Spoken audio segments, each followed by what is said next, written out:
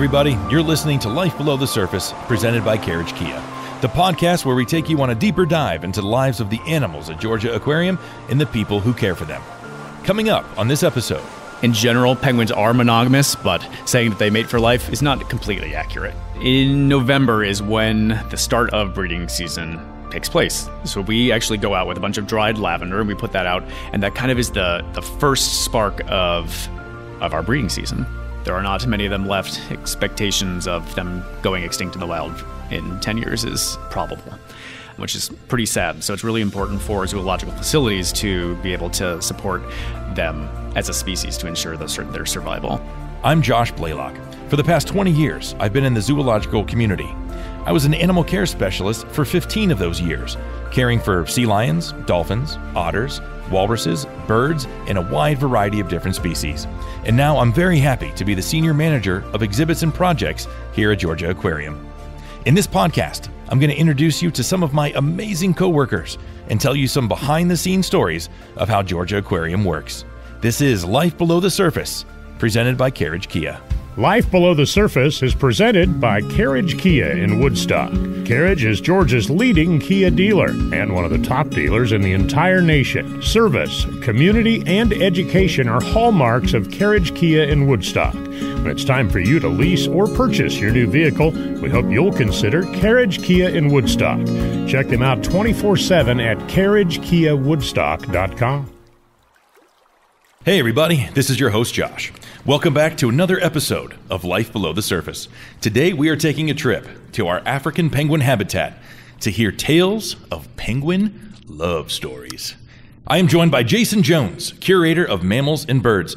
This one comes with a little bit of a disclaimer. We'll be talking about some more adult themes in this particular episode, but it's very important for conservation that we actually discuss this because folks, of course, are drawn to the penguins. Everyone loves penguins, but this particular species of penguin is actually in trouble in their native habitat, right? That is correct. Yeah, there are probably, recent estimate, about 14,000 pairs in South Africa and Namibia remaining. So that's under 30,000 individuals, a 97% decline from just over 100 years ago. And they are an endangered species, correct? They are an endangered species and could potentially become extinct in the next 10 years. Wow. Okay, so that makes what we're actually talking about very important because obviously we need more penguins, and to have more penguins, certain things need to happen, and that's what we're here to talk about today.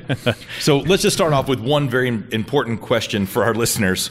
How do penguins mate? Good question. So penguins are not sexually dimorphic, which means when you look at them, all penguins look the same from top to bottom. You can't tell who's a male and who's a female just by looking at them. The only way you can really distinguish between the two is by doing DNA testing through blood, or if you happen to be at the right place at the right time and see a female penguin lay an egg. Otherwise, they look exactly the same. Penguins have an area underneath their tail called a cloaca. That is where everything comes out, eggs, guano, which is a mixture of urine and feces.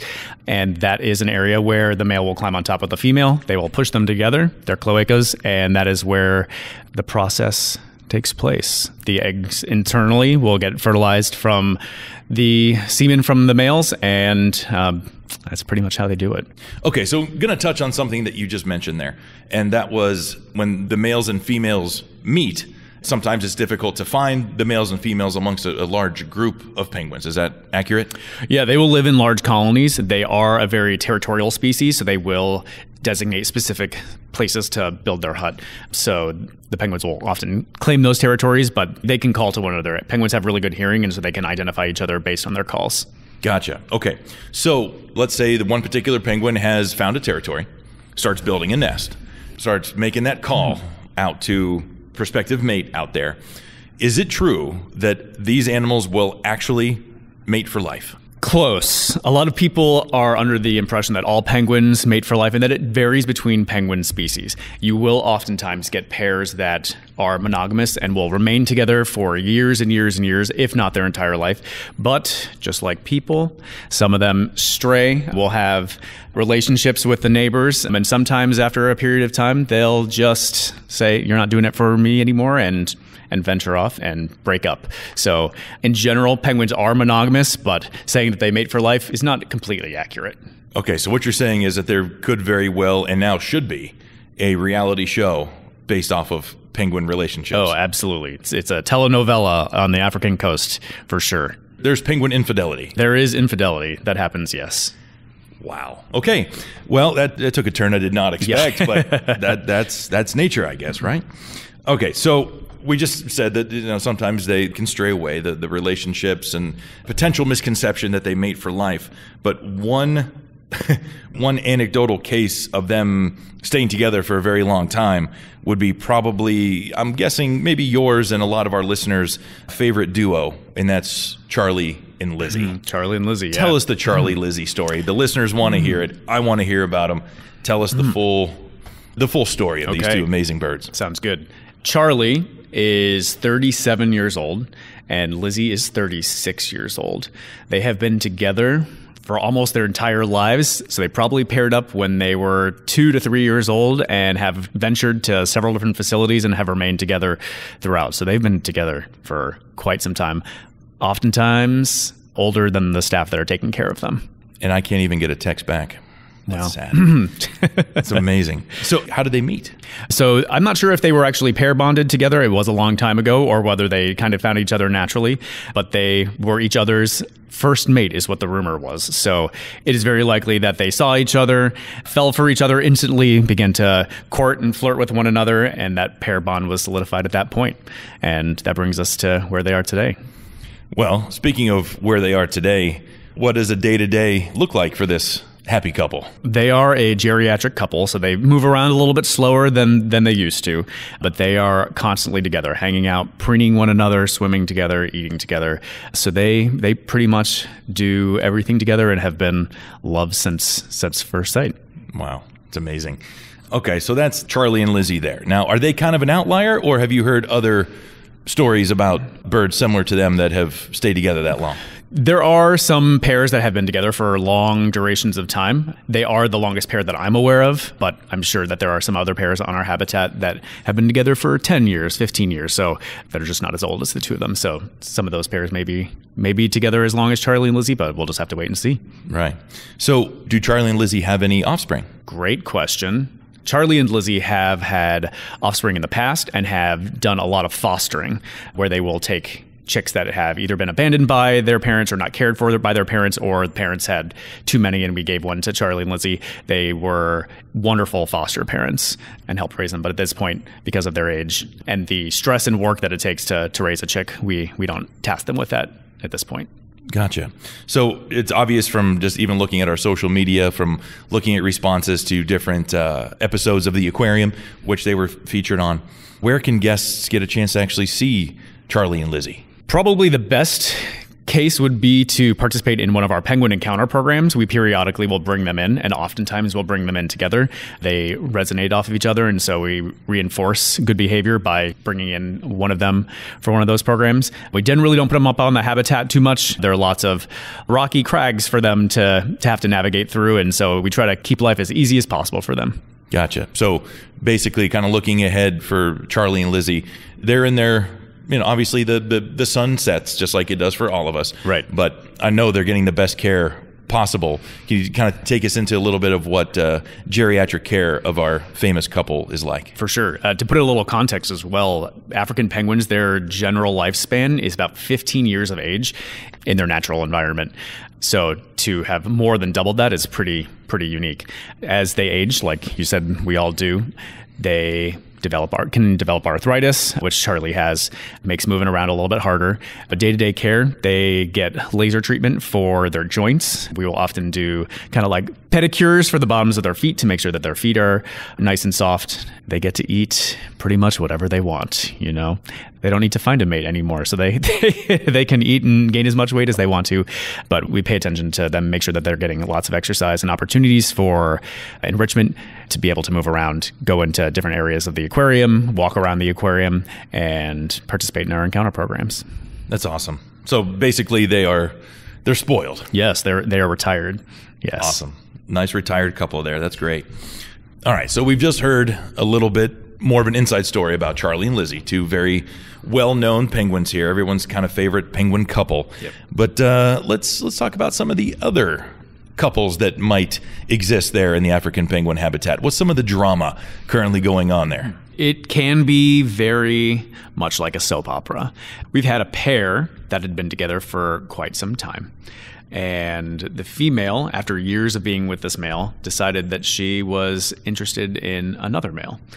So she would bounce back and forth between the two sides of the habitat to go visit the other male, and they would hang out together. Which was pretty incredible.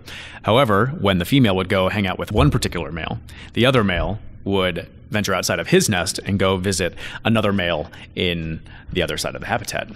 And they would hang out together. So that male also had a female partner as well. So there's a lot of around the habitat pairing and mating and flirting and courting going on. There's a lot. There's a lot there. You say that so nonchalantly. I guess that may be known in the penguin world. I'm used to it, yeah. Goodness sakes, man. Okay, so we have a couple. The female goes to see another male. Yes. The male then goes to see another male. Another male, yep. That male has another female that he's then going... Did I get that right? Yes. And this is normal to you. It is at this point normal, yes. Who's Jackie hanging out with today? and that causes the domino effect. Who's Jackie hanging out with today? All right. Well, at least we have another topic for season 2 of go. Life Below the Surface. What is Jackie up to today? So your homework now is you have to. I want notes on Jackie. I want the inside scoop. All right. On this because that just took a turn. But that's why people are listening. That's right. The drama that is African penguin love stories. It's that part of the show where we're going to dive deeper into the unique and into the unknown, which are the two nicknames that we have for Carly and Kelsey. Ladies, thank you so much for joining me today. I cannot wait to hear what you have for us right now. So I guess I'm either unique or unknown. I cannot pronounce your last name correctly, so you can be whatever you would like to be. Well, Josh, either way, I have a great fact for you today. So we're talking about penguins. Now, humans actually give names to like different calls that animals make, which is something I find fascinating in general. Like, what does the penguin call it, right? But we call them, so they have a bray, a yell, and a haw.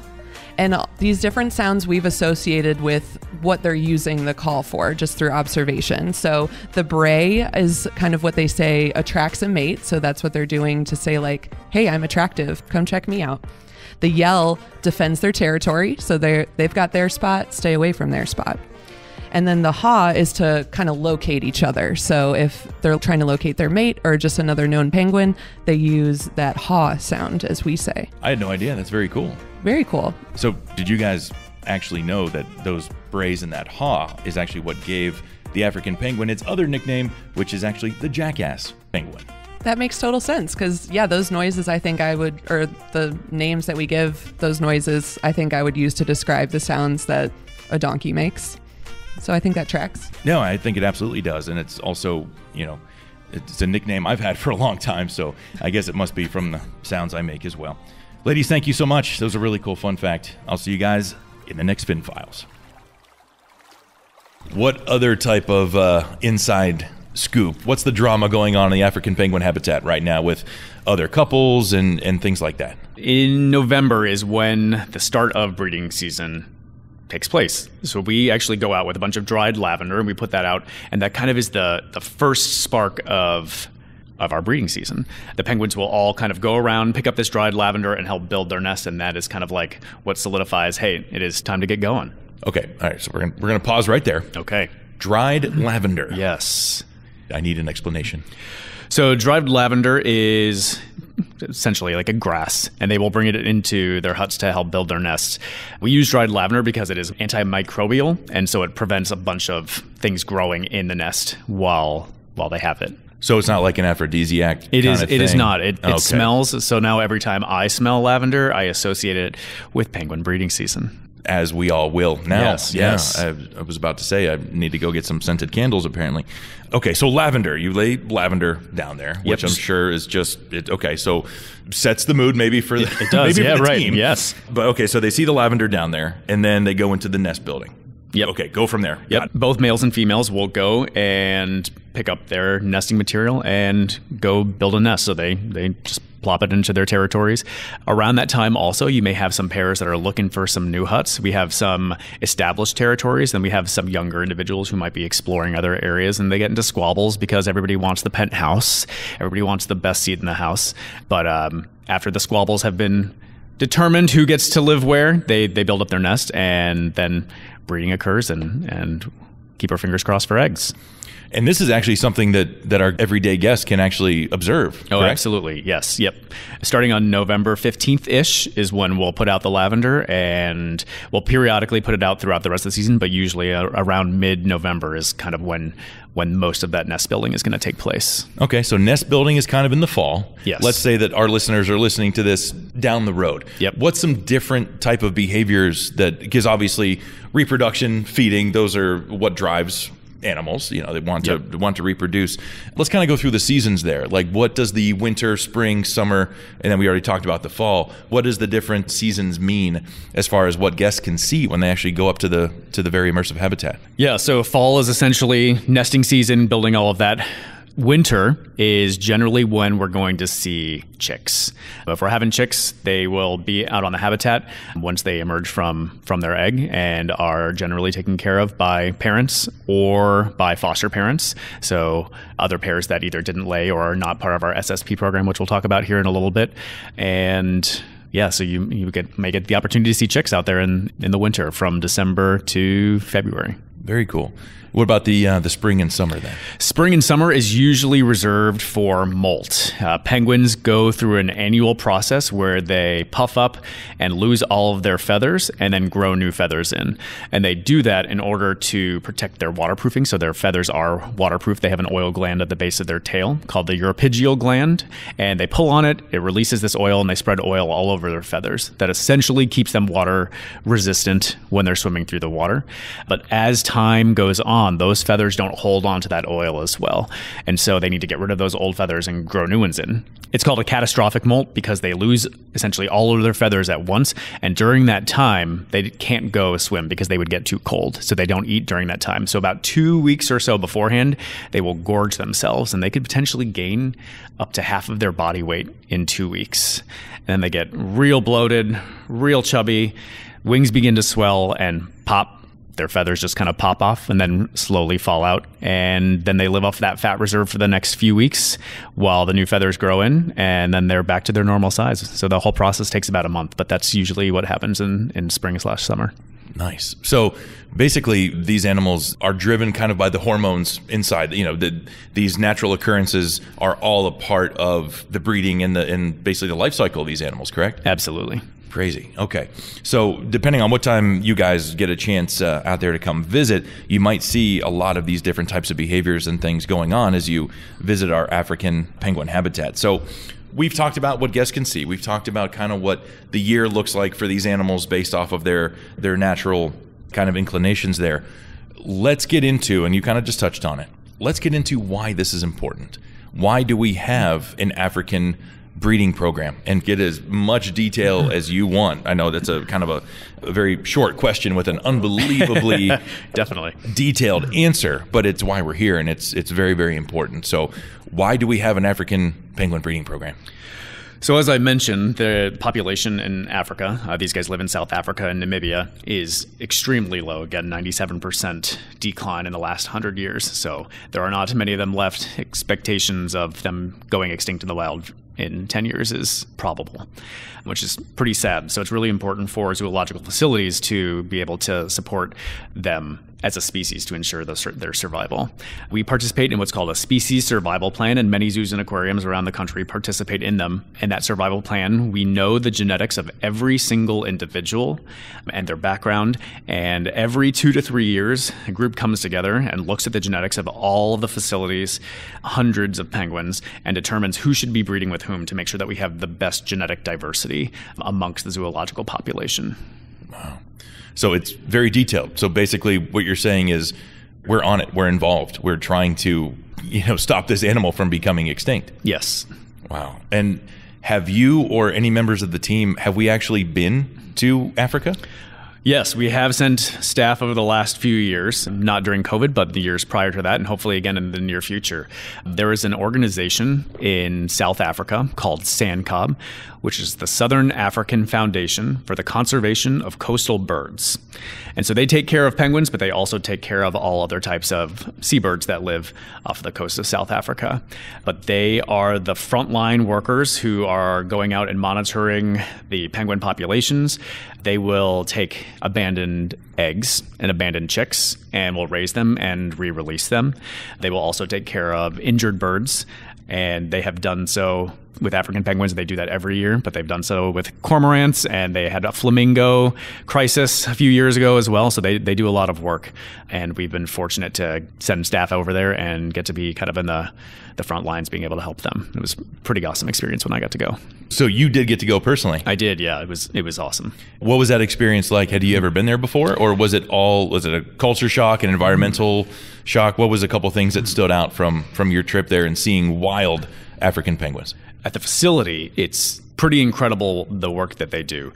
Depending on the season, you can have 25 birds, or you may have 150 birds. So every single day and every single person's experience is going to be totally different based on what comes in. And while you're there might be some type of situation where a handful of birds comes in, a varying species, and everybody just kind of jumps in to help. But it's constant feeding and constant cleaning and constant fish organization and deployment, and it's a lot. So that was pretty awesome to partake in.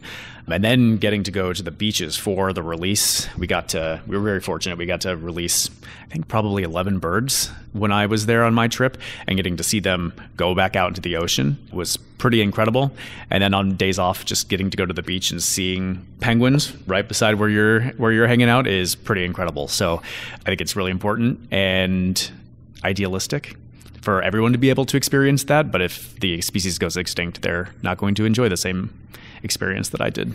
Right. And I guess that it's worth saying as well that by visiting places like us here and seeing our African penguin habitat, we are able to take the money that's raised through general admissions and various events and things throughout the building and be able to actually send our teams out there to the front lines to assist those and to really have an impact. It's not just Atlanta. That's one thing I always want to get across to people, is that when you visit Georgia Aquarium, it doesn't just benefit Atlanta and things like that. It actually, our footprint stretches all over the world, and South Africa is definitely one of those footprints. Absolutely. Yeah. In addition to sending staff, we've been able to send thousands of dollars over the last several years to help support the organization. So African penguins are near and dear to our hearts, and so we are dedicated to their conservation and their protection.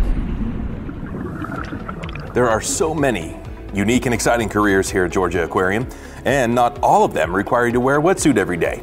I'm here with Susan Walsh, Manager of Environmental Health, to learn more about her job and how she found herself working at the largest aquarium in the Western Hemisphere. Susan, welcome to the podcast. Good morning, Josh. How are you doing? I'm doing very well. Thank you so much for joining us today. Now, Susan, your job here is extremely, extremely important, and most of our guests or even our listeners probably don't even know that your job exists, but it's a very important one. So today's going to be a pretty cool opportunity. So in talking about your team, what's their background? What are you looking for when you're hiring a new staff member, team member, to join your environmental health crew? I guess the answer to that would have two parts. One would be educationally. Do they have good, solid science? Currently, we have a certified microbiologist. We have a woman with her master's degree in analytic chemistry. But beyond that, we want people that love animals. And they're team players that, if there's something that goes on where it requires everybody to work together, we want people that will do that. And so we do always ask other questions like, what do you do in your spare time? What is your pet? What kind of pet do you have? What is your favorite animal? We ask questions like that to establish that they really will fit in not only with the science side of it, but also with the teamwork side of it, but then also with the educational outreach. We have a lot of little children that walk by the lab, and sometimes you'll see their little heads bobbing and they can't see in the window. So we want people that will go to the door, welcome these children in, and be able to explain things like the nitrogen cycle to a 5-year-old. So we want people that really want to get the word out, that like teaching and are willing to do it and understand the subject matter well enough to break it down for any age. Susan, That was awesome. Thank you so much for joining us today and giving us some insight into your fascinating career.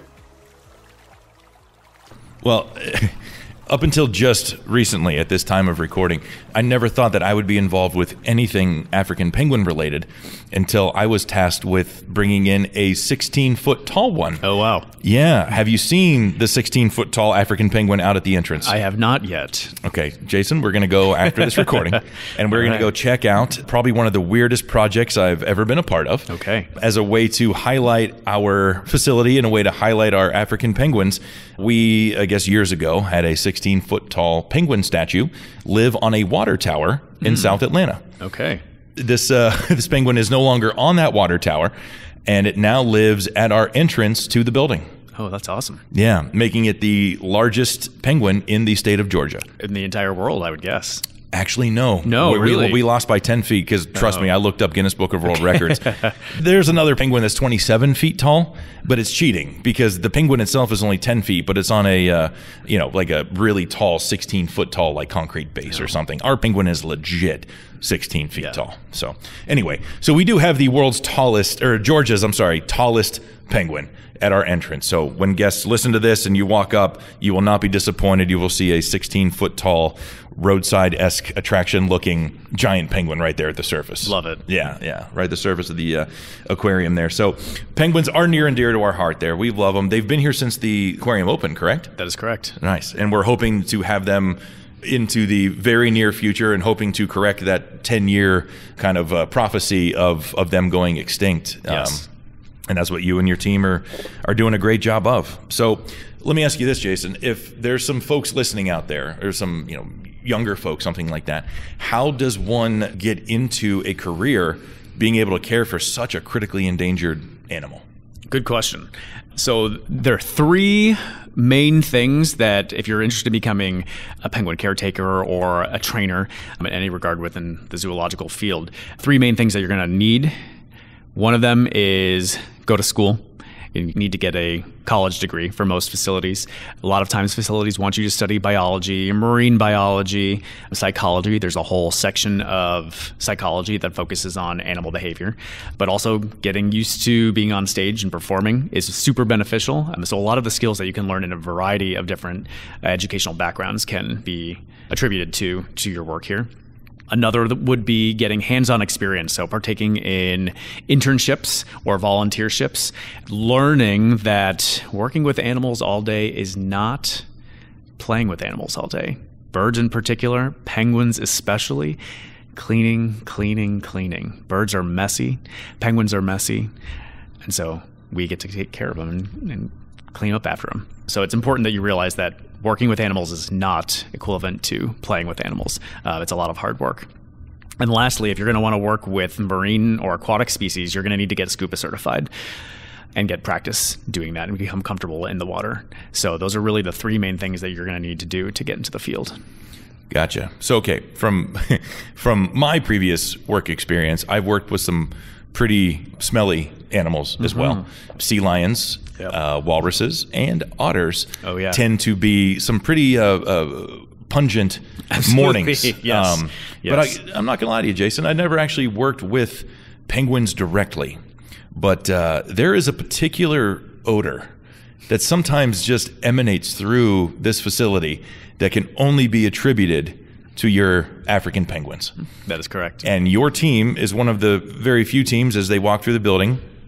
All these young, they're very, very beautiful men and women walking through the building there with just that Pepe Le Pew cloud of smell just emanating from these folks. I mean, that's a good point that the glamour is what the perception is. Yes, definitely. The reality is you are covered in penguin poo or animal poo for a majority of your day, and you take it home with you, and your car smells like it, and Absolutely. And all of that. So that's something that people definitely have to be prepared for. Yeah, I come home every day, and my partner smells me and is immediately pointing to the shower and saying, "Go change." That is a daily occurrence for sure. I'm just picturing you just standing, like in Tommy Boy or whatever, just getting hosed down, just Yes. getting all that smell Absolutely. off of you. That's amazing. So, all right, back to kind of a more serious note here. In your opinion, what does the future hold for the African penguin, and how can not just listeners or guests of the aquarium, how can we, as a society, as people, how can we help the African penguin? The future looks pretty grim for the African penguin and the other 17 species of penguins around the world. One of the main things that is affecting them is their food source, which is fish, and that is related to climate change. As the climate warms, fish are swimming further away from shore, and they're going deeper, which requires penguins to have to go out further from their nesting sites and dive deeper and be away from their chicks or their eggs and their partners for longer periods of time. So African penguins, one partner will stay on the nest while the other one goes to hunt and then comes back and they kind of swap. But for a long time, these penguins will go out and be hunting, and the partner essentially needs to go eat, so they leave the nest and abandon whatever chick or egg is in there. And so that's when sand cob kind of steps in and is able to take care of those guys. But being very cognizant and conscious of the food that we are selecting to eat is going to be imperative to the survival of the African and other penguin species as well. So basically, here in Atlanta to Africa, the best way we can help is make really smart seafood choices. Right, yep. So there are several different apps or organizations that monitor the populations of fish. And so just being really smart and selective about what types of fish that you eat and how frequently you eat them is going to be beneficial for penguins and other species around the world. Right. Well, yeah, it basically is kind of the name of the game right now, is making smart seafood choices, not just for penguin, for everything, right? Yes. Absolutely. All right. So Jason, we've talked about a lot today. So I'm going to put you on the spot and ask you, I know you've mentioned a couple really cool experiences before. What's one of your favorite memories from your time at Georgia Aquarium so far? My entire time here has been really incredible, but I'm going to have to go on back to Sand Cob and say that going to Sand Cob was one of the highlights, if not the highlight of my career. Getting to see the work that they do out there firsthand and participate in that was incredible. There's nothing like being able to see the work that you're doing actually make an impact to a greater cause. And that was an experience that I got to have while I was in Africa. So that was pretty awesome. I can imagine. That's incredible. All right, Jason, thank you so much for joining us today, sir. Thank you. Some incredibly entertaining stories there. And thank you guys all for listening in. I hope you enjoyed those stories as much as I did. On our next episode, I'll be joined by some special guests who will teach us how to train a dolphin. Pretty cool. Stay tuned. We'll see you on the next episode, Life Below the Surface, sponsored by Kia. Life Below the Surface is presented by Carriage Kia in Woodstock. Carriage is the official car dealership of Georgia Aquarium and Georgia's leading Kia dealer. Service, community, and education are hallmarks of Carriage Kia in Woodstock. When it's time for you to lease or purchase your new vehicle, we hope you'll consider Carriage Kia in Woodstock. Check them out 24/7 at carriagekiawoodstock.com. If you're hearing this message, you've listened to the entire episode, and for that, we thank you. We hope you enjoyed this episode of Life Below the Surface. If you did, please leave us a review and share this episode with your friends. Also, please tell us which topics you would like us to cover in future episodes. Send us a message in the comments or on any of Georgia Aquarium's social media channels. I'll see you in the next episode.